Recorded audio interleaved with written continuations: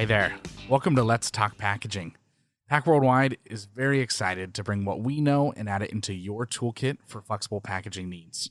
I'm Donald Anderson, your host for this inaugural season of the Let's Talk Packaging podcast, and we can't wait to bring you each of our industry experts' wisdom in the coming weeks.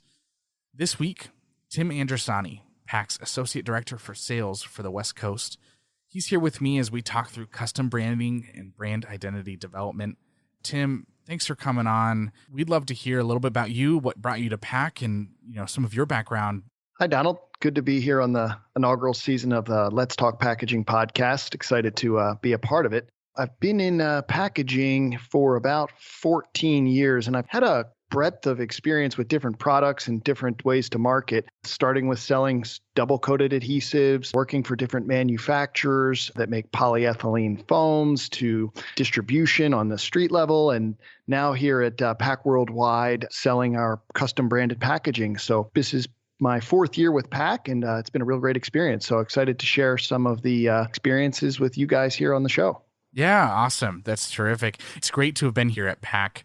And it's great to have been through, a number of seasons, right? And see the process as we grow throughout the year with distribution and with end users. When you walk into a new account or talking with a new distribution rep, what's your elevator pitch for what Pack can do to create custom product and make it a key part of their approach to the customer experience? Donald, I think it's important to talk to distribution about, e-commerce, right? I think everyone that's in distribution is, focused or has a good amount of customers in the e-commerce space. And the importance of e-commerce and branding really go hand in hand. And I think that as big e-commerce companies look to extend their brand from their website to the doorstep of their customer, there's a lot of interest in branded packaging, especially flexible, where we deal with. So I think it's important to discuss with them just how we can help be that brand ambassador or manufacturer for their clients. I think that we see a lot of interest on their customers about that. And I think it's something they're excited to talk to their customers about, how they can help be a part of that branding and help grow with them. And as more customers, work from a website type space instead of a brick and mortar, there's some importance on branded packaging and the end customer experience for that package. How has that evolved? Obviously, having 14 years in the packaging industry, you've seen the evolution of e-commerce grow and need for that customer opening experience that we've really seen the subscription services embrace. And now that we're seeing that same trend float into just regular e-commerce delivery, that opening experience, how has that transition happened for brands looking to, create that opening experience for their product? I would say over the last 4 years, we used to have a lot of interest from people that we would go out to market and say, hey, we think, look what we can do for your branding. And, there was some interest. It was a little bit more selling, trying to get them into it. And I think now people are coming to us and saying, hey, we need to be into the branded packaging. This is what we're looking for. I think we're seeing fewer and fewer customers being satisfied with a stock product.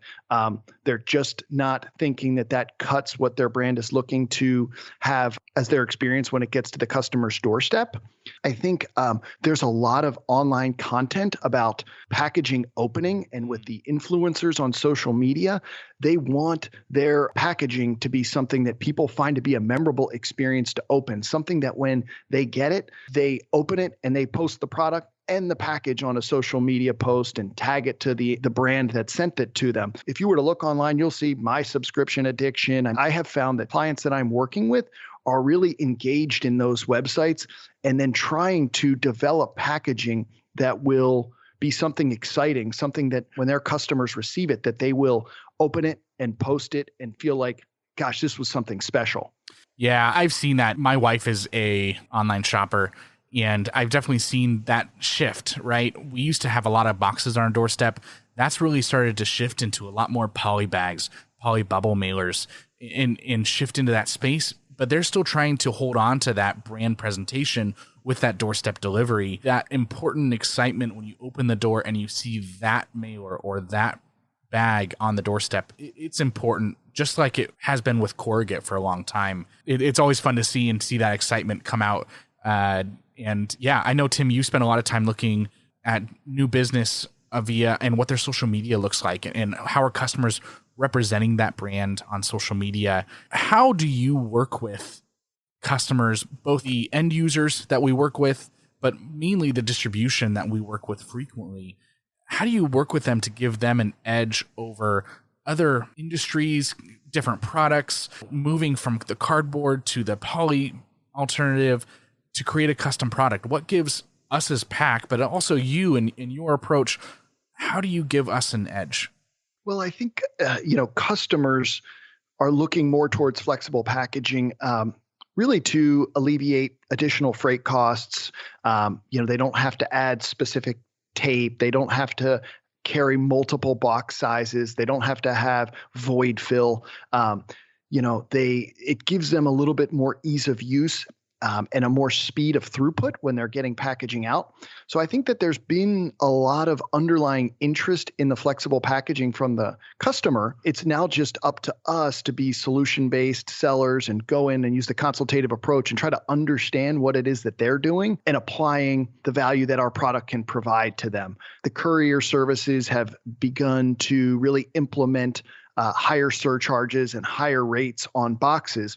The natural inclination for the customers is to look towards flexible. And hey, they're out there receiving online packages at their doorstep, just like your wife is regularly. And they're looking at that and saying, this could be something that we're very interested in. Boxes do present a lot of challenges.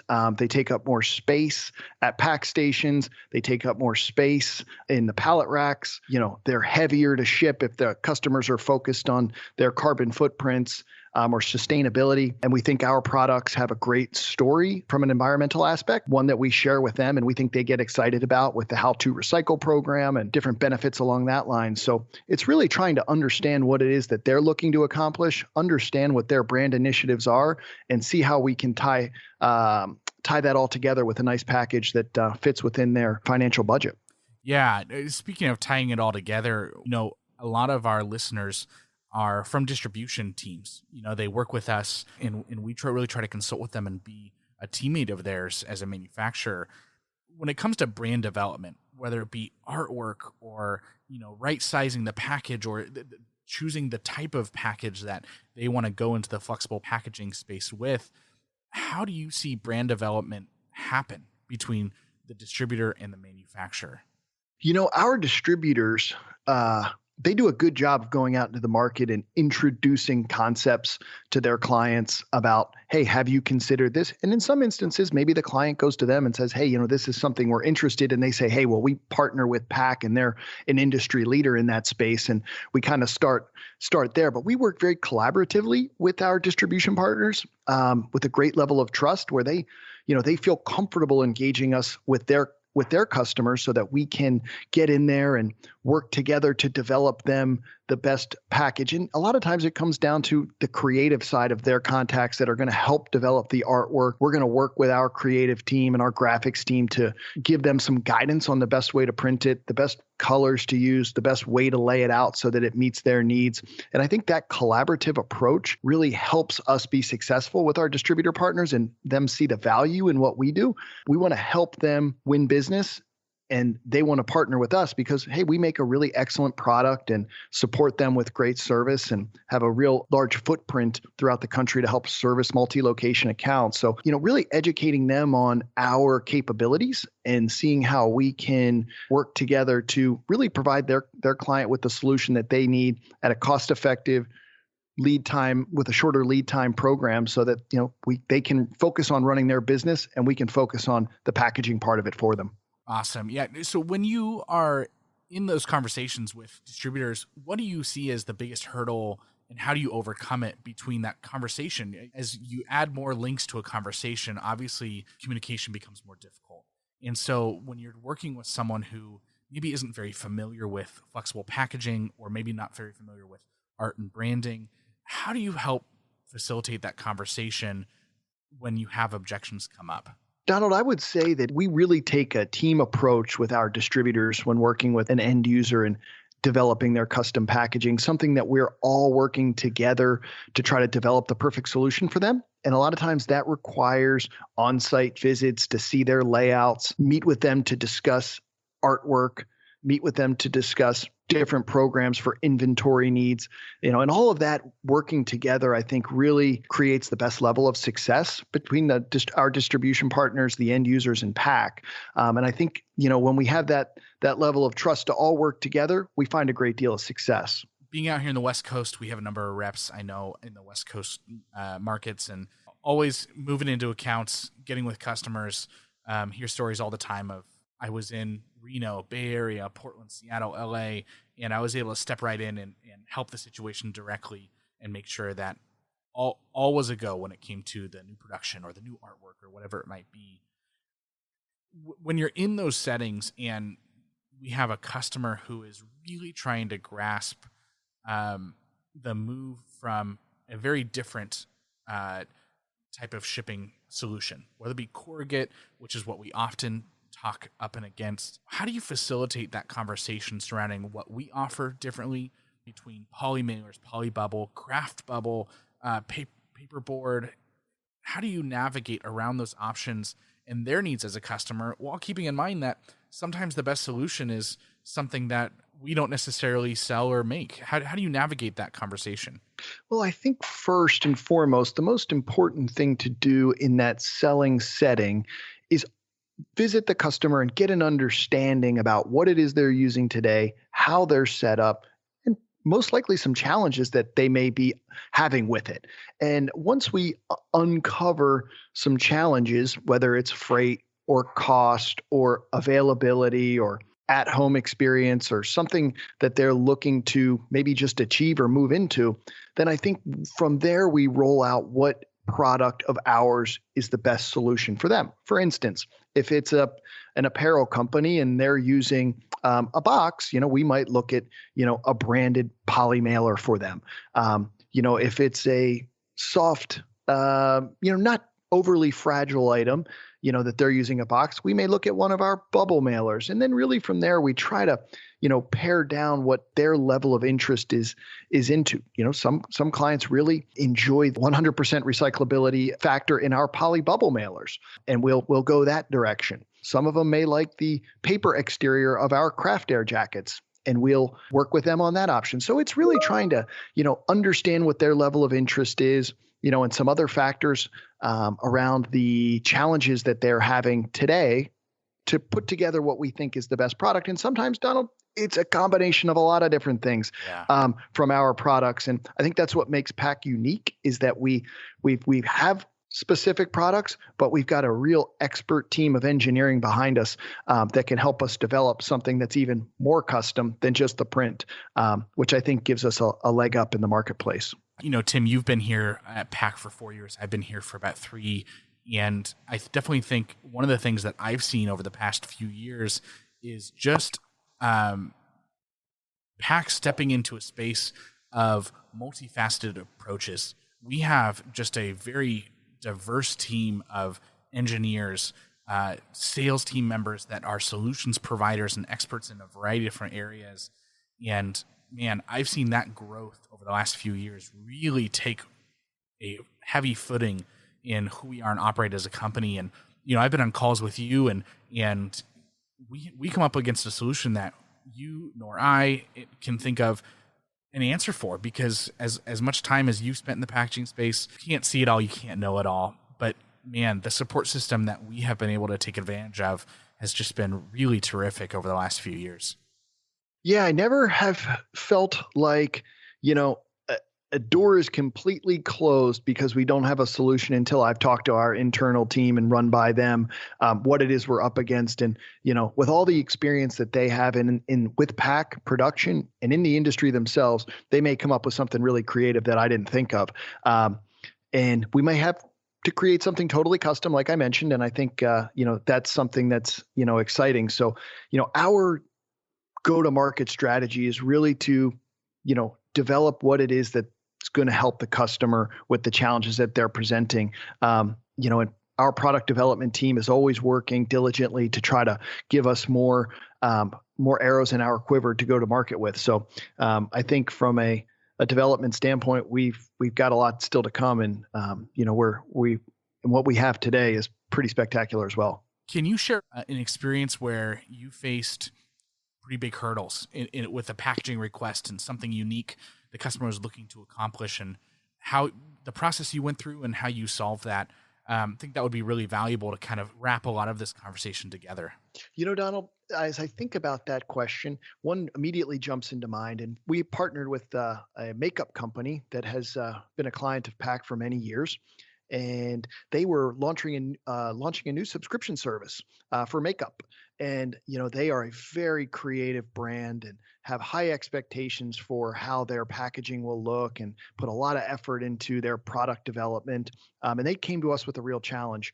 They wanted to develop a custom air jacket that was going to be 8 colors with a 4-color process print across the front of it, and varnishes on the background, and edge-to-edge print. And we really worked together to help them develop that package. And we worked together with our print team to do some testing to ensure that they had the highest quality package when they received it, as they were really hyping the launch of this subscription service on their social media.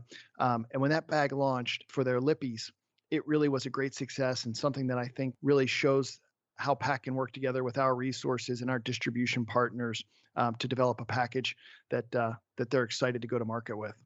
Oh, and that kind of work goes a long way. Those customers, when you spend that amount of time solving problems and creating solutions for them for long term, that is a rock solid relationship that you're going to carry. And it can move into other things too. Start selling something needing a poly bubble mailer. Well, working the flexible packaging space, hopefully you'll be their first call. I sent you this ahead of time. Hopefully you had a chance, Tim, to put your thoughts together. If you could give 3 pieces of advice to a person that is looking to get out of stock packaging products and implement a branded packaging product into the field, could be a small startup, could be a major company, what advice would you give them to allow them to embrace branded packaging success that you see with many of your other customers? Donald, a couple pieces of advice that I would give folks that are making the leap from stock packaging into custom, which is frankly a great decision to make for their brand, is identifying the size or sizes. Most folks that are using a custom product today, they've got a variety of different sizes. But as you get into custom, you're going to be, dealing with print plates and minimums. So you're going to want to try to really work to right size your packaging so that you can pare down, if you are using a variety of sizes, to maybe 1 or 2 or whatever may be needed. And then once you have your sizes identified, let's work on the substrate. Are we going to print on paper? Are we going to print on poly? And how is that print going to look with your artwork? So as we get into the art process, we're going to look at colors and how the colors lay down on the substrate. Make sure that that's all acceptable to you for your branding. And hey, at PAC, we've got some experts behind us in our graphics team and the regional sales team too that can assist with that process. Work with your creative team, work with your marketing team, whoever may be involved in that decision making. And hey, if you want PAC to help design your bag, we can look at that too. So those are the first 2 that I would work on. And then I think a lot of times it's best to develop your art for at least the long term. We have some folks that change art every quarter, every 6 months. But I think it's good to really work to be comfortable with the art that you're going to have so that, you can use it for a little while. And then, hey, we do a lot to help our clients with inventory planning and our distribution partners with their just-in-time delivery. So developing the platform and program that I think is best for the client in, helping them take advantage of price breaks at larger quantities and how we can support them through just-in-time deliveries. Awesome. That'll be it for us on this first episode of Let's Talk Packaging. Thanks again, Tim, for filling us in on some of the keys of making custom packaging just a simpler process when you can work with an expert like you or some of our other sales team members. You can find us for questions and comments at pac.com, PAC.com, or searching for us on any social media platforms. PAC Worldwide is the premium manufacturer of protective mailers and specialty packaging solutions for the courier, e-commerce, fulfillment, and distribution markets. Thanks for listening with us, and we'll be back soon.